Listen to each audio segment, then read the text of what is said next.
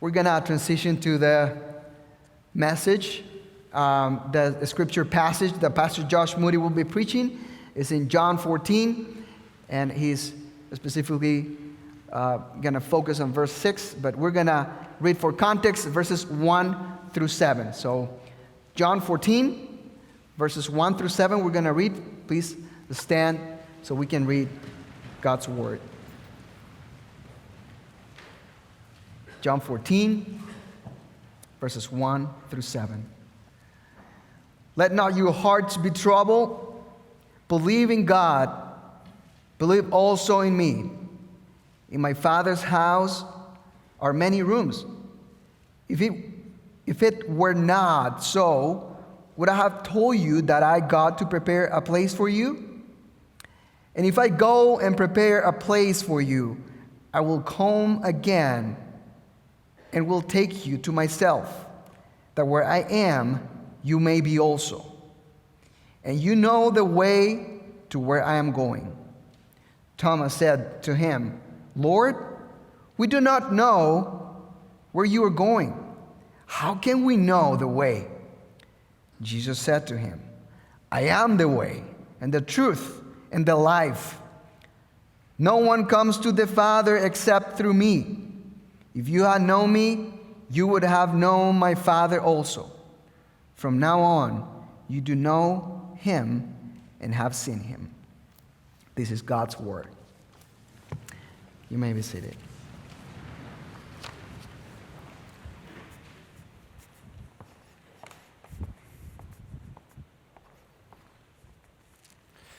Let's pray together.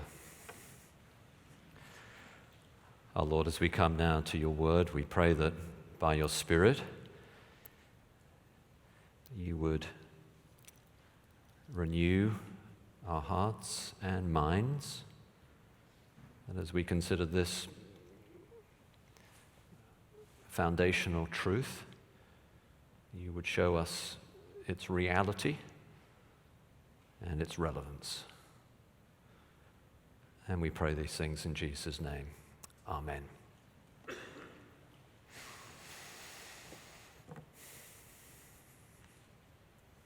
G.K. Chesterton was once asked, what book would you take with you if you were marooned on a desert island? The famous author G.K. Chesterton, what book would you take with you if you were there on a desert island? You had the long days to while away. What work of fiction would you bring with you to keep you entertained? What great work of literature would you make sure accompanied you to the desert island to ensure its survival with you? What book would you take with you, G.K. Chesterton, if you were marooned on a desert island? And Chesterton, witty as ever, replied, Thomas's Practical Guide to Shipbuilding.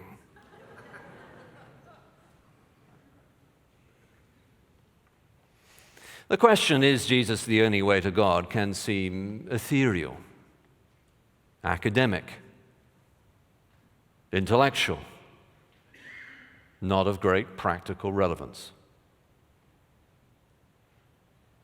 But actually, it is the fuel for our evangelism. If we do not believe that Jesus is the only way to God, why on earth would we risk relational damage with a non-Christian to share with them our faith?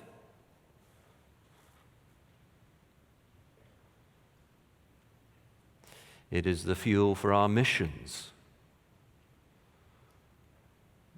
If we do not think that Jesus is the only way to God, why on earth would we risk our own lives or the lives of our children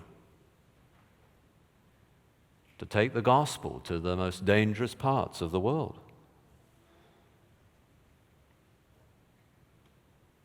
It is the fuel for our gathering in worship. There are many other things we could be doing on a Sunday morning. Our coffee here is good, but you can probably get better coffee at Starbucks, though some would disagree.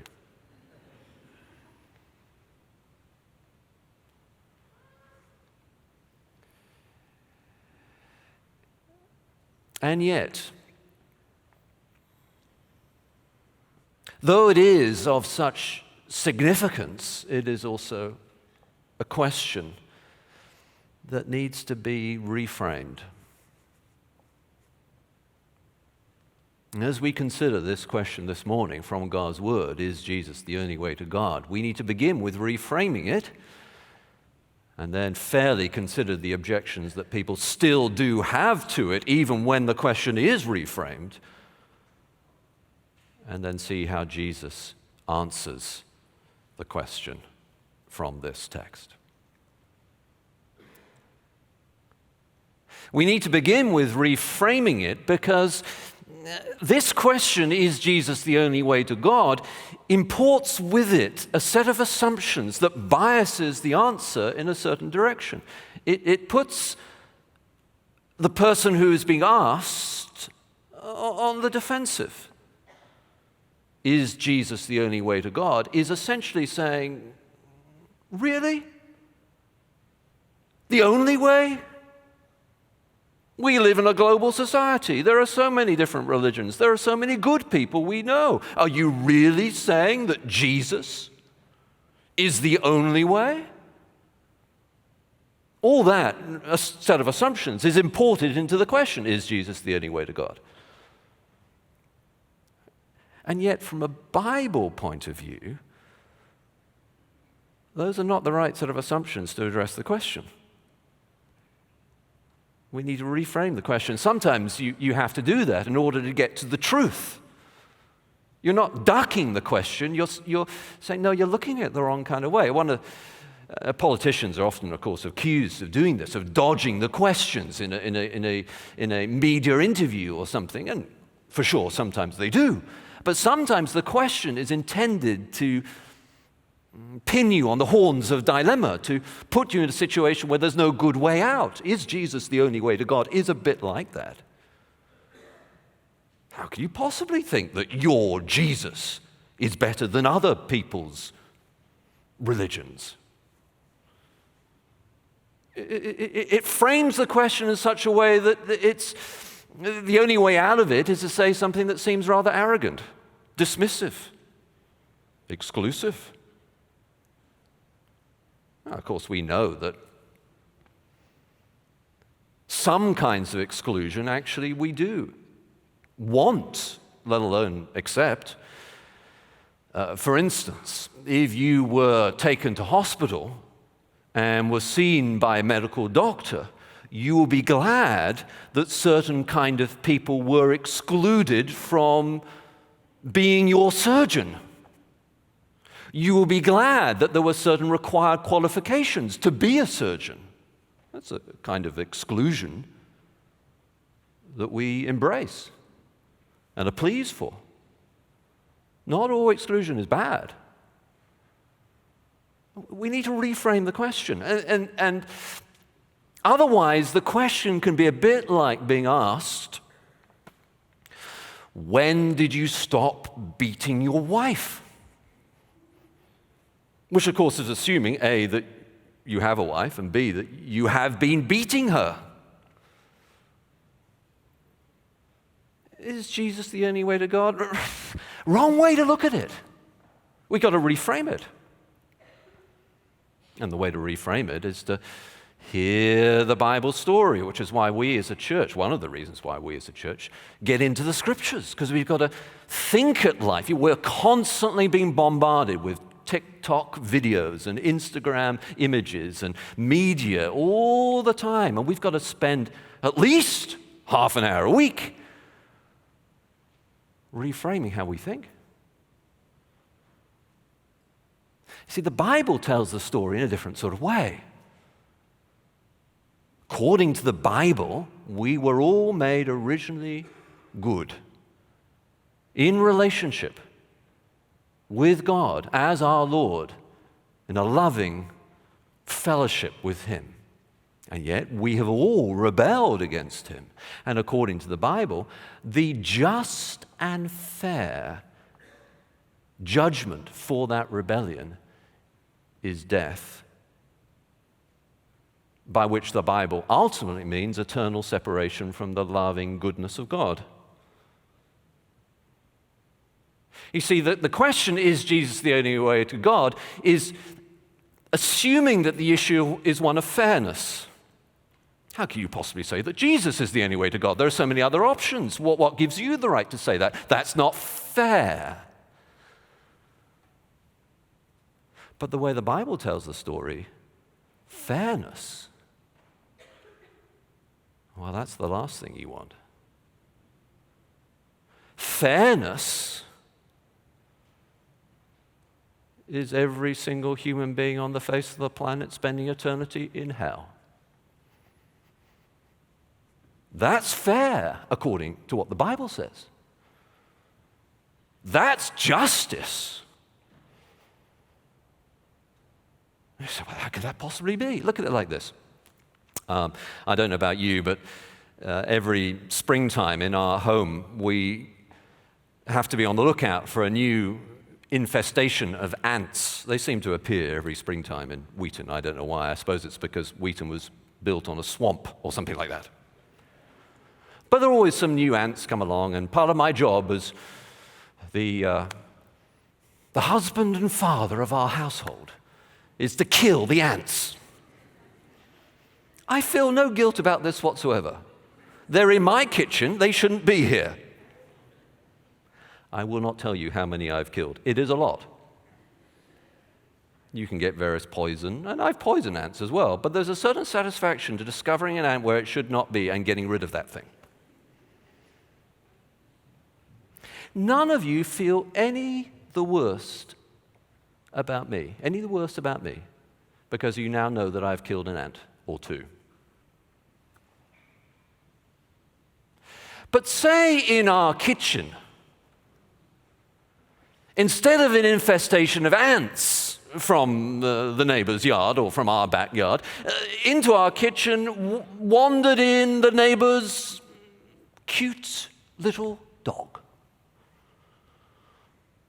It didn't belong there. It's my kitchen. And I killed the thing. How do you feel about me now? I haven't done it, by the way. I might not end up in jail, but I would be in serious trouble. At least I don't think I'd end up in jail. I'm not sure I know too much about the American legal system on that fact.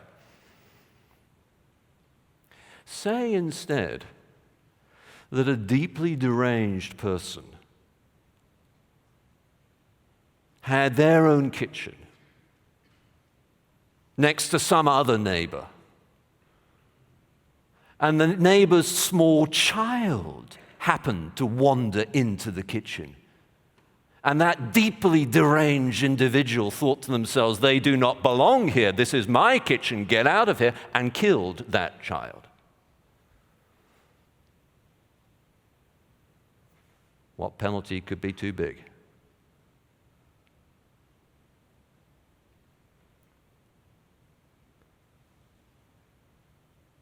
The nature of the crime is impacted by who the crime is against.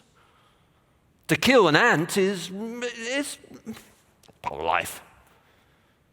To kill a dog is a big problem, a cute neighbor's dog. To kill a person, to kill a baby.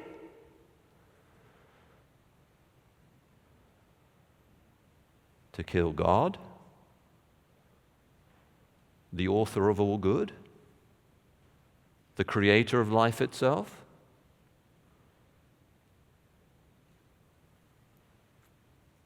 There's only one just penalty. That's fairness. And once you begin to realize that that is how the Bible tells the story, the question is reframed in your mind. It's not like Imagine there's a person who's standing outside a garden, a beautiful garden. He can see there are trees inside, leaning over. It's an orchard of apples and pears. It's a most beautiful place. There are birds singing. He'd love to get inside that garden, but the garden has a 10-foot wall all around it, and he can't get in, but there is a door in, and the door is open, and he'd love to go inside, but instead of going through that door, the person spends all his days wandering around the wall, banging his head against the wall, asking over and over again, why isn't there another way? It's not rational. Go through the door.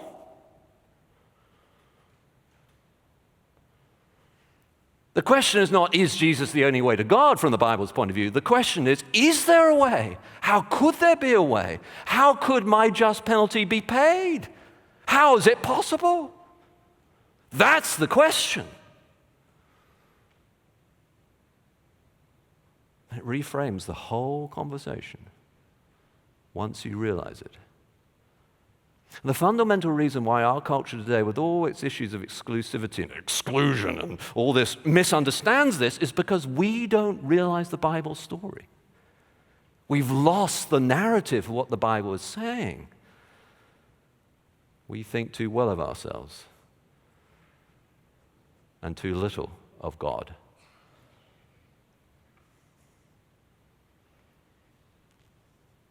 Now, you could say that would be the end of the sermon, but to be fair, as I said at the beginning, we need to reframe the question, but we also need to raise up the kind of questions and objections that people still do have to this, even when it is reframed. And let me give you 3 quick scenarios to explain the sort of objections people have. Here's scenario number 1. You and I are downtown in Chicago. We're outside Wrigley Field, and we decide that we want to go to Navy Pier. And so we get out our phone, the Uber app, and we Uber a car, and we get in the car and we start taking the ride to Wrigley Field. And as we're in the car, we notice that the driver has Arabic writing in all sorts of different places in the car. And we start to ask him questions, and we find out that he's a Muslim. He's from Pakistan originally. In fact, he's got a whole large family of uncles and aunts and cousins still in Pakistan, all Muslims. He's an efficient driver, perfectly nice. Is Jesus the only way to God? Scenario number 1. Scenario number 2. Say you are a college student and you're taking some classes at the College of DuPage, COD. And in order to get your associate's degree, one of the classes you have to take is a philosophy class. And in taking that philosophy class, you are introduced to the ancient great philosophers of Plato and Aristotle, who of course lived a long time before Jesus was born. And as you read little excerpts from them, you realize that they are brilliant, amazing, foundational for much of Western society. Is Jesus the only way to God? Scenario number 3, and the first of these little 3 scenarios. Say you have a family gathering. It's one of these big family gatherings. Maybe it's for Memorial Weekend or Labor Day or something. You're there with your whole family, and Uncle Joe is with you. Now, Uncle Joe grew up in the church. Like a lot of people around Chicagoland did. When he was young, he would go to church, Sunday school, that sort of thing. But he no longer does go to church. In fact, if you were having an honest conversation with Uncle Joe, he would tell you clearly that he doesn't believe in Jesus. He's rejected all that. He's not offensive about it, but he doesn't believe that anymore. But Uncle Joe, he's the best of you all. He's cared for his own family. He's made good money, and he's cared for other parts of his family and made sure they're well provided for. He's always the life and soul of the party at family gatherings. Uncle Joe. Is Jesus the only way to God?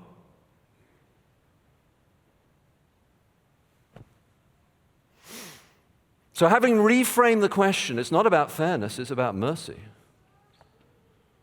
And yet raise the objections that people still do have with these three scenarios. Let's look at what Jesus says. What he says in verse 6 is this: I am the way and the truth and the life. No one comes to the Father except through me. Jesus is the only way to God because, first, we need rescue, not religion. Note well what Jesus says here. Jesus does not say, this is the way, let me teach you the truth.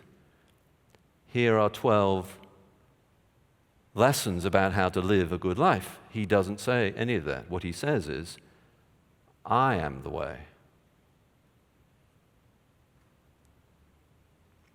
Imagine you are going fishing on the East Coast somewhere, and you're having such a good time that you don't notice that the rock on which you're sitting doing your fishing, the tide has begun to come in, and your way back to the coast is now blocked, and the tide is rising, and you're in mortal danger. What's the way back? Say a lifeguard appears in a boat.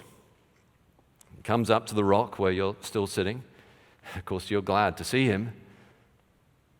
And you say to the lifeguard, is this the way back to the coast?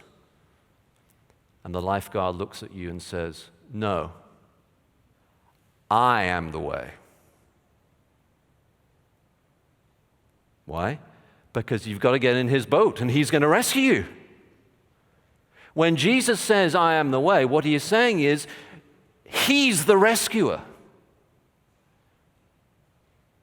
Jesus does not come to bring us a whole new set of religious rules. He does not come to give us a especially profound philosophy of life. Jesus comes because he is the way. It's rescue we need, because fairness is us all going to hell. We're on the rock, we're stuck, we can't get back to the coast. What we need is Jesus saying, I am the way. He took our death. He experienced our hell that we might live. I am the way and the truth and the life. Jesus is the only way to God because what we need is rescue, not religion.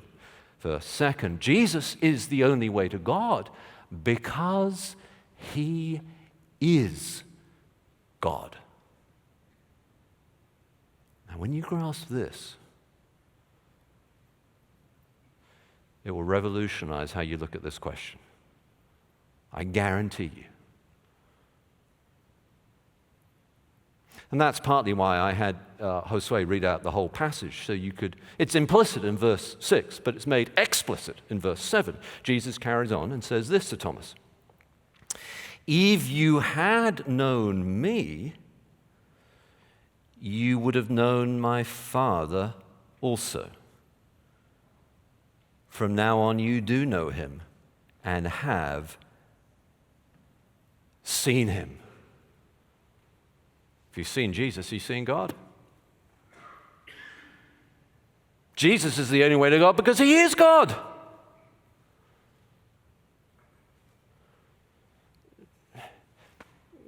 Say you are going to a school reunion, a high school reunion, and it's been a little while since you've been there, and you want to make sure that you recognize the people when they turn up. I sometimes get material from my own old high school that sends pictures of the students when they were at high school. And I look at them and I go, oh boy, they look old. And then I look in the mirror and go, well, yeah, I guess I've changed too.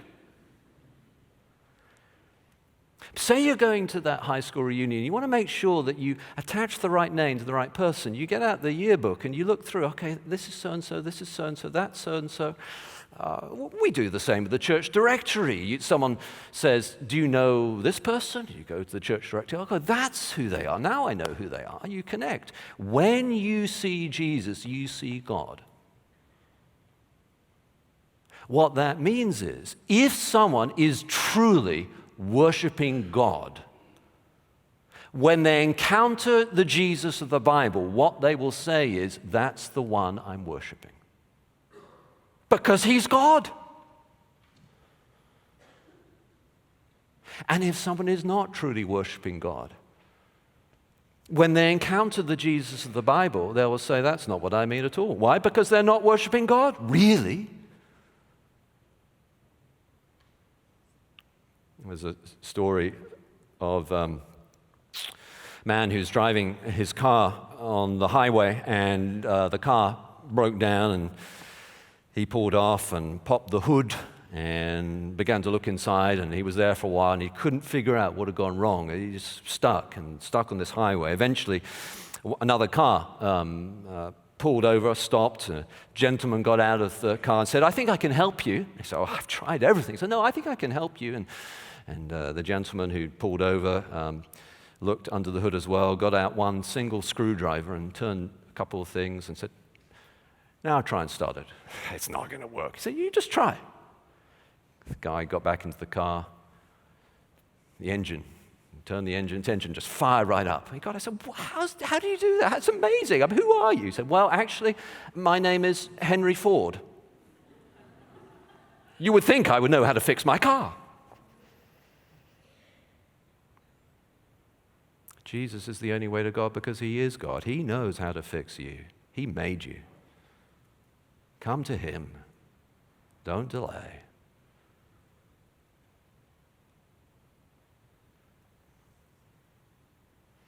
But then third, Jesus is the only way to God because the alternative is just too horrendous to even consider. If someone says that Jesus is not the only way to God, what they are really saying is, lots of different ways, lots of different options, Jesus isn't the only way to God. If someone says that, what they're really saying is that God incarnate,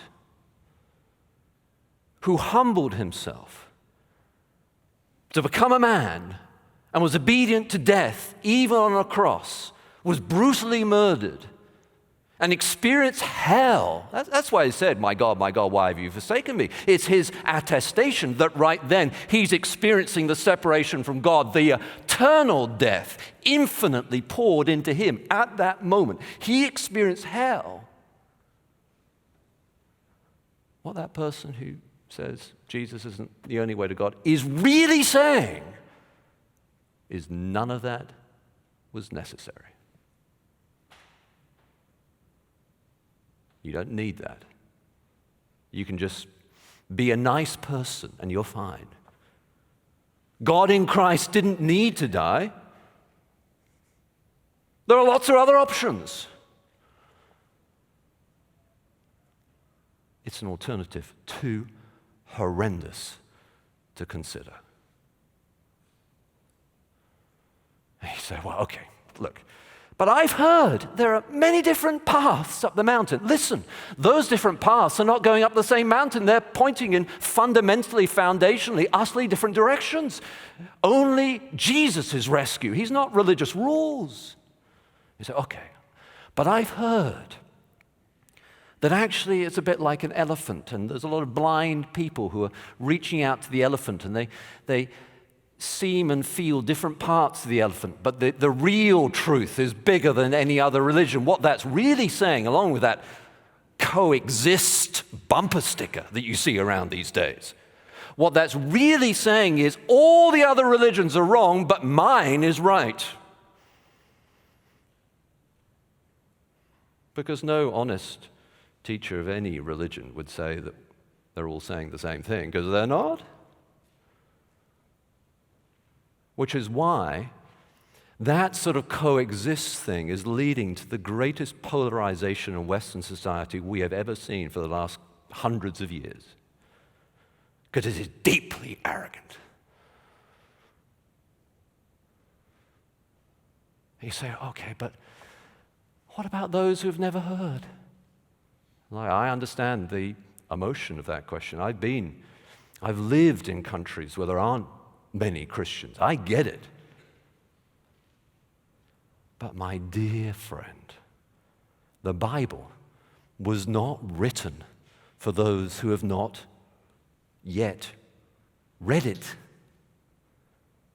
The Bible was written for those who read it. The question is not, what about those who never heard? The question is, what about you who has heard? God is sovereign. I think I've told this story before, but it's so powerful in my understanding of this issue that I'll at least flag it again. One time I was on the mission field in a Muslim country, and my plans got totally derailed. And I ended up in a way that was not my intention in a dormitory of Iranian college students. I had no idea why I was there. And I started wandering around, talking to them, getting to know them, and I wandered up to one of the doors on this long corridor at random and just knocked on the door.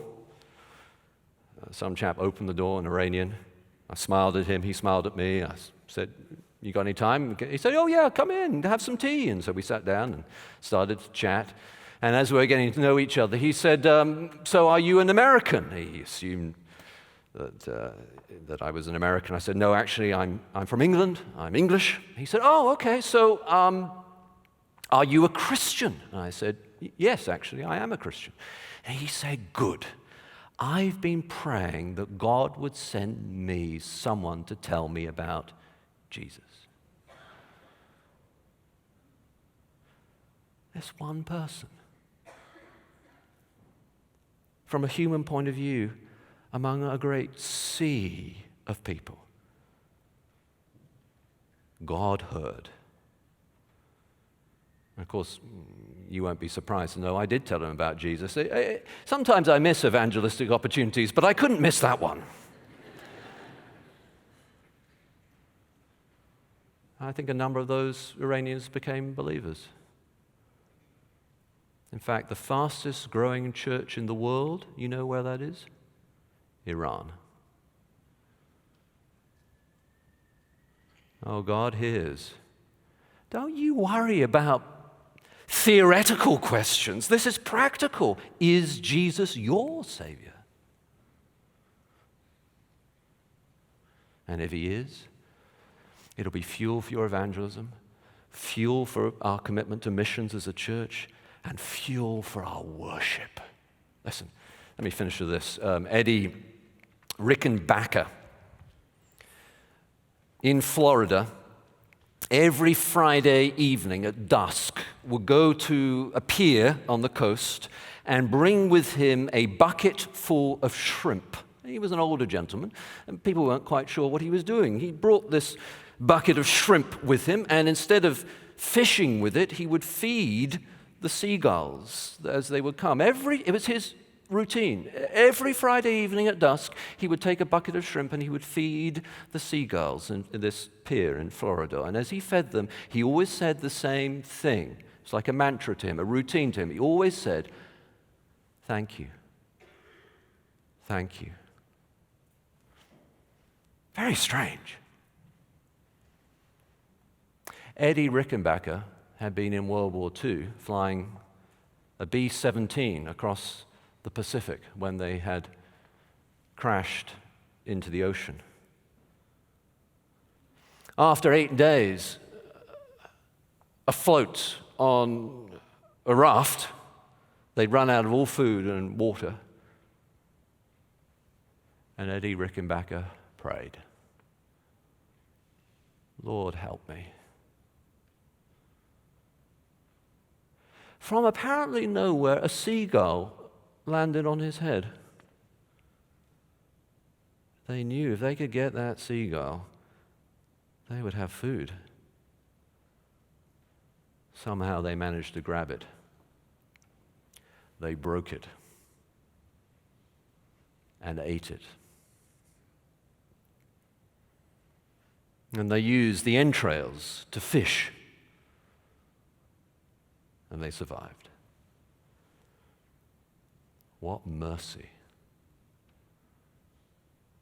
And so every Friday at sunset, Eddie Rickenbacker would go to the pier with shrimp and feed the seagulls and say, thank you. Thank you.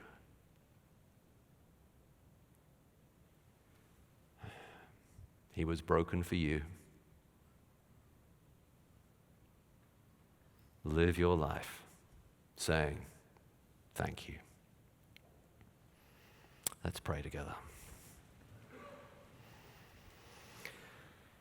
Our Lord God, we do thank you. We will thank you as we sing in a moment, in Christ alone.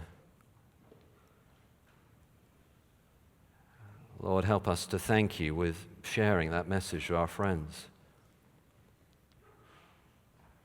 Help us, Lord, to thank you as a church with our commitment to missions and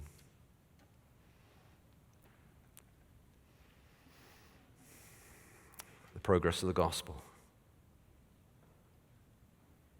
Help us to live lives deeply grateful for your mercy. And we pray this in the name of Jesus. Amen.